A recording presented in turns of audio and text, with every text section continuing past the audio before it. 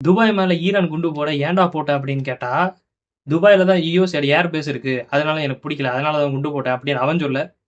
சரி இப்ப யுஎஸ்க்கும் ஈரானுக்கு என்ன பிரச்சனை? ம்? இஸ்ரேலுக்கும் ஈரானுக்கு என்ன பிரச்சனை? இதெல்லாம் வந்து நம்ம தெரிஞ்சுக்கணும் அப்படின்னா, நம்ம 1953க்கு டைம் டிராவல் பண்ணி போகணும். 1951 1953 வரைக்கும் முகமது மொசதேக் அப்படின்னு ஒருத்தர் ரூல் பண்ணிட்டு வந்தாரு பிரசிடென்ட்டா. அவர் வந்துட்டு பாத்தீங்கன்னா மக்களால் வந்து சூஸ் பண்ணி பிரசிடென்ட் ஆனாரு. என்ன சொன்னாரு அப்படின்னா, மக்களே வந்துட்டு அந்த ஆயில வித்து அவங்க வந்து ப்ராஃபிட் பாத்துக்கணும். இன்னொன்னு யாருக்கு ஆட்சிக்கு வந்தாலுமே கூட அந்த ஆட்சி மக்களால் தேர்ந்தெடுக்கப்பட்ட ஆட்சியா இருக்கணும். அதாவது டெமோக்ராட்டிக் ரூலா இருக்கணும் அப்படின்னு சொல்லி பிரச்சாரம் பண்ணி ஜெயிச்சிட்டாரு.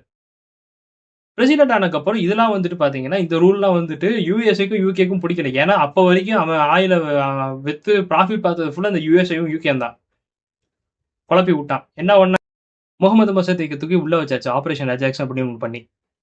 அதுக்கப்புறம் ஷா அப்படின்ட்டு இவருக்கு ஏத்த யுஎஸ்ஏக்கு ஏத்த மாதிரி ஒரு லீடரா அப்பாயின்மெண்ட் பண்ணி விட்டாங்க.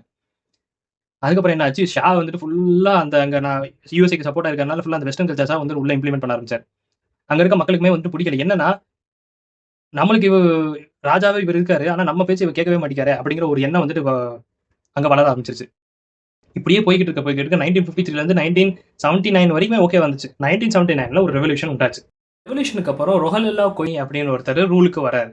இந்த ரூலுக்கு அப்புறம் தான் இஸ்ரேலுக்கு ஈரானுக்கும் டைரக்டா சண்டை வருது. ஏன்னு கேட்டீங்கன்னா, ரொஹல்லா வந்துட்டு சப்போர்ட் பண்ற ஒரு குரூப் இருக்கு.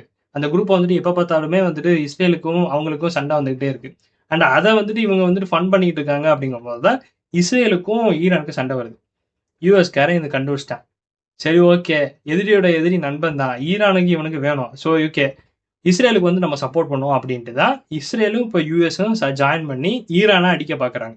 So this is actually the Outlook எப்படி இந்த வந்து பிரச்சனை வந்துட்டு உருவாச்சு அப்படிங்கிறதுக்கு. இப்போ வரைக்கும் பார்த்தீங்கன்னா ஈரான் ஆண்டுட்டு இருக்கிறது இஸ்லாமிக் ரிப்பப்ளிகன் பார்ட்டி தான். நேற்றுக்குள்ள இறந்தார் பார்த்தீங்களா அயத்துல்லா அலி, இந்த கட்சி சார்ந்தவர் தான். இந்த கட்சிக்கு எதிராக தான் நிறைய பேர் அங்க மக்கள் இன்னும் இருக்காங்க.